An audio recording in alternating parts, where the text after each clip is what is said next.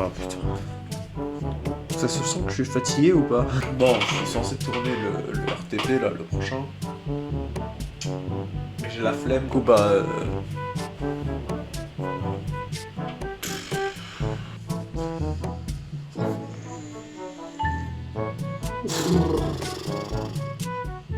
C'est parti.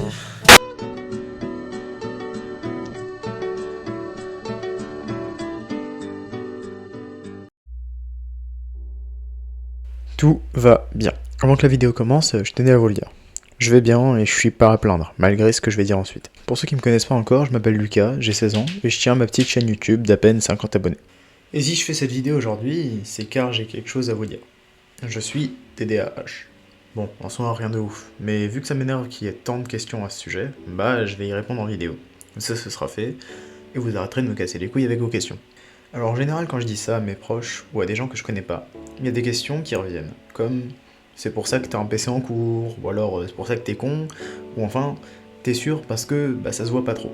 Et pour répondre à tout ça, voici à peu près ma vie, et surtout comment je la vois. Je suis né le 20 août 2004 à Massy, d'une mère française et d'un père franco-algérien. Et jusqu'à longtemps après, on n'a jamais rien détecté d'anormal chez moi. J'ai eu une énorme chance au niveau de mes parents. J'avais tous les côtés, qu'ils soient bons ou mauvais.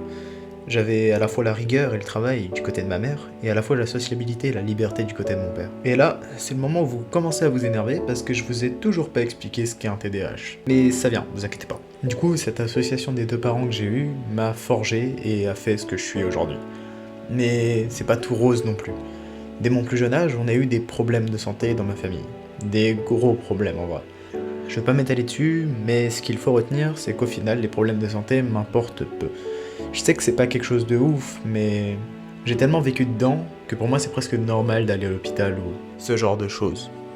Et après, l'école a commencé. Et pour dire vrai, c'est l'une des meilleures choses qui me soit jamais arrivée. Pas pour fuir les problèmes ou autre, ni apprendre d'ailleurs, mais pour avoir une vie en communauté. J'ai découvert avec l'école la fascination que j'ai depuis toujours. Comprendre les autres.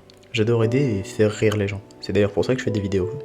Mais plus que tout, j'ai toujours aimé régler leurs problèmes. Mais c'est là que j'ai commencé à me poser une question. Pourquoi on m'écoute moi? Pourquoi c'est à moi qu'on parle de ces problèmes et pas aux autres?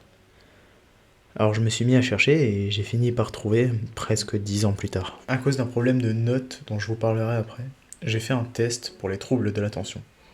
Et le résultat est sorti presque évident. J'ai un trouble de l'attention avancé. Et pour expliquer comment je me sens avec ça, considérez que j'ai une imagination qui ne s'arrête jamais. J'ai pas vraiment de moment de calme ou apaisant. Juste, je pense tout le temps, sans jamais m'arrêter. J'aime bien comparer ça à la manière de penser des personnages des dessins animés. Quand ils pensent à une situation qu'ils vont faire ou qu'on leur explique, tout est lucide. Nous voyons les personnages bouger, et ce ne sont pas des mots ni rien qui apparaissent.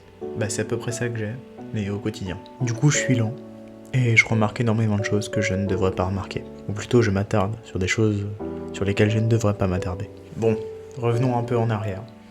Dès la primaire, mes notes ont commencé à baisser. Et c'est allé crescendo, mais c'était en gros de plus en plus dur de suivre en cours. Ce qui faisait que mes notes baissaient, comme mon envie d'aller travailler. Mais personne ne s'est jamais demandé pourquoi. Arrivé au collège, ça a été pareil. De plus en plus dur. Mais personne ne voyait toujours pas mon problème. Pourquoi ? Simplement parce qu'en général, les personnes qui ont ces troubles ont aussi une hyperactivité. Mais moi, j'étais trop gentil pour être comme eux. Enfin, c'est ce qu'on me disait. Et pourtant, au bout d'un moment, c'est devenu critique. Et pas que au lycée, dans ma vie non scolaire aussi. Je n'arrive pas à me focaliser sur une seule tâche. Ce que ma mère aimait bien dire, c'est quand elle me demandait d'aller chercher le sel, je revenais avec le poivre. Ou avec la mayonnaise à la limite. Mais comme je l'ai dit au début, bah je suis pas à plaindre. Pourquoi ? Bah parce que ce problème est aussi une force. J'ai beaucoup de facilité à comprendre les gens. Je me pose les questions qu'il faut et souvent je les laisse plus parler que d'autres. J'ai aussi un petit talent d'écriture, enfin, quelques facilités. Mais surtout, les problèmes que j'ai énoncés avant sont annihilés par deux choses. Les écrans en général, car ils coupent simplement les pensées. Mais surtout en deuxième, mes proches. Il y a certaines personnes qui me permettent de ne pas me poser de questions, de ne pas tiquer.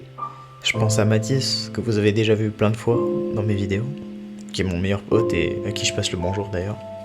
David, Jade, Léa et Antonin mon frère. Enfin bref, voilà. Ce que je voulais vous faire passer dans cette vidéo, c'est juste vous expliquer qui je suis. Parce que je suis même pas sûr de qui je suis vraiment moi-même. Mais ce que je sais, c'est que pour l'instant, je suis bien. Je suis bien comme je suis. Alors, je passe le bonjour à toutes les personnes à qui j'ai renvoyé cette vidéo lorsqu'ils m'ont posé la question « C'est quoi un TDAH ?» Et je passe un énorme bonjour à toutes les personnes que je n'ai pas citées mais à qui je pensais aussi. Merci d'être là.